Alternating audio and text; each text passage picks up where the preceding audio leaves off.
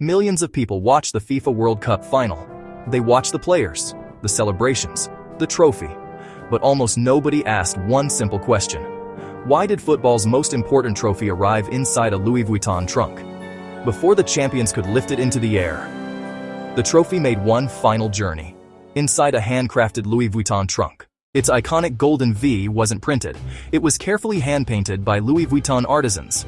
Its lock and hardware echoed designs first created more than 160 years ago, and every detail served one purpose, not simply to protect the trophy, but to make its arrival part of the spectacle. Because the most powerful luxury brands don't compete for attention. They become part of the moments the world never forgets, and few brands have mastered that better than Louis Vuitton. Millions watch that ceremony. Very few noticed the trunk.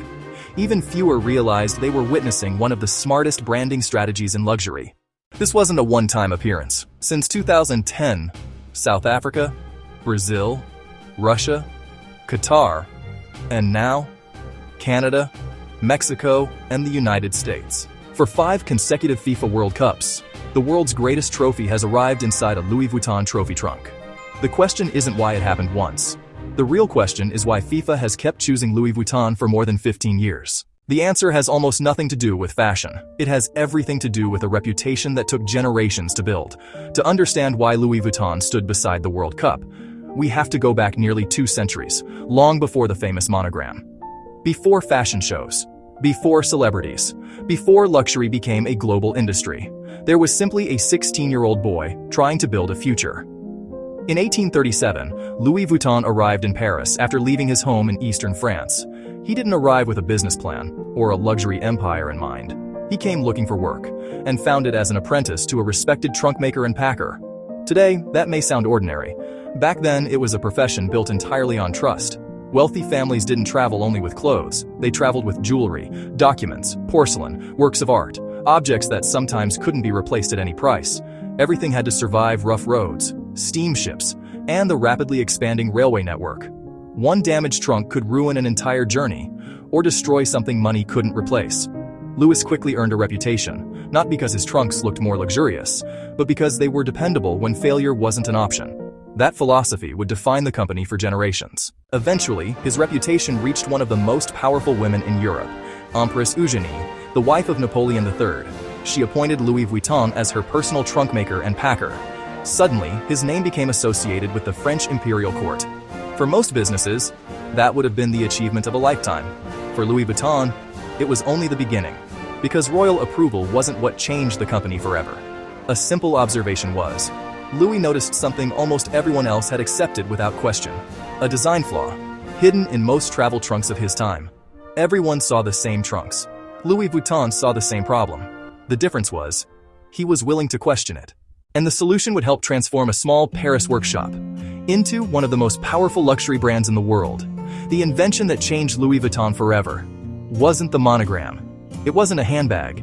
It wasn't even fashion. It was a travel trunk, and one surprisingly simple idea that helped transform modern travel. In the mid-1800s, most travel trunks had rounded lids. Elegant? Yes. Practical? Not even close. They couldn't be stacked efficiently on trains, steamships, and horse-drawn carriages. That made transporting luggage far less practical. Louis Vuitton looked at the exact same problem everyone else had accepted and asked a different question. Why should the lid be round at all? So he flattened it. That's it. No revolutionary machine, no groundbreaking technology, just one surprisingly simple decision. Yet it changed everything. Flat trunks could be stacked safely. They took up less space. They made packing and transporting luggage far more efficient. And they were perfectly suited to a world in which travel was becoming faster and more common. Sometimes, the biggest fortunes aren't built by inventing something impossible. They're built by solving a problem everyone else stopped noticing. Demand grew rapidly. By 1859, Louis Vuitton had moved production to a larger workshop in Agnières, just outside Paris. Now here's the part almost nobody knows. That workshop never disappeared. More than 165 years later, it's still operating. It isn't a museum. It remains a working atelier where skilled craftspeople create some of Louis Vuitton's most extraordinary custom trunks by hand.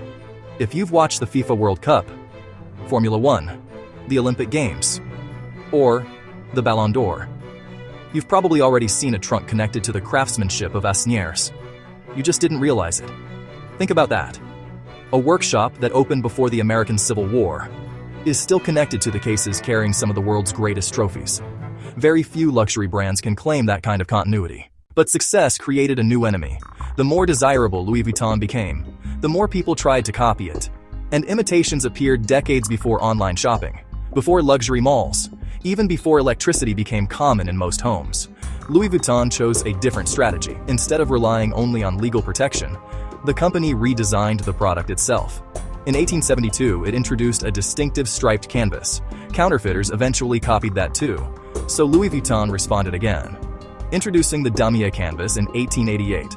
A year later, Georges Vuitton patented an innovative tumbler lock, designed to make the trunks more secure and far harder to tamper with. But the biggest move came 7 years later. In 1896, the famous monogram canvas was introduced. Most people assume it existed simply because it looked beautiful. That's only half the story. It also made Louis Vuitton products more distinctive and significantly harder to imitate. Ironically, one of the most recognizable symbols in luxury history was born because people kept trying to fake the original, and that ability to turn every threat into an advantage would help transform Louis Vuitton from a trunk maker into a global empire. By the early 20th century, Louis Vuitton was no longer simply making travel trunks. It had become a global symbol of luxury. The challenge was no longer becoming iconic. It was staying relevant for another century. The brand had to do something almost unthinkable. Instead of protecting its most famous design from change, it invited artists to transform it. The iconic monogram, one of the most recognizable patterns in the world, appeared covered in graffiti, then exploded into color. For a luxury house built on tradition, it was a gamble, and it worked. Those collaborations didn't just create limited edition bags. They changed the relationship between luxury, fashion, and contemporary art. Soon, collaborations between luxury houses and artists became the new standard. Louis Vuitton hadn't followed the industry. It had helped reshape it. Yet through every reinvention, one thing never changed: the craftsmanship. Every trophy trunk is still handcrafted. Many are still created in Asnières, the very workshop Louis Vuitton opened in 1859, more than 165 years later. That same workshop is still creating pieces for some of the biggest moments on Earth. Which brings us back to the FIFA World Cup final. Millions watched football's greatest trophy carried onto the pitch.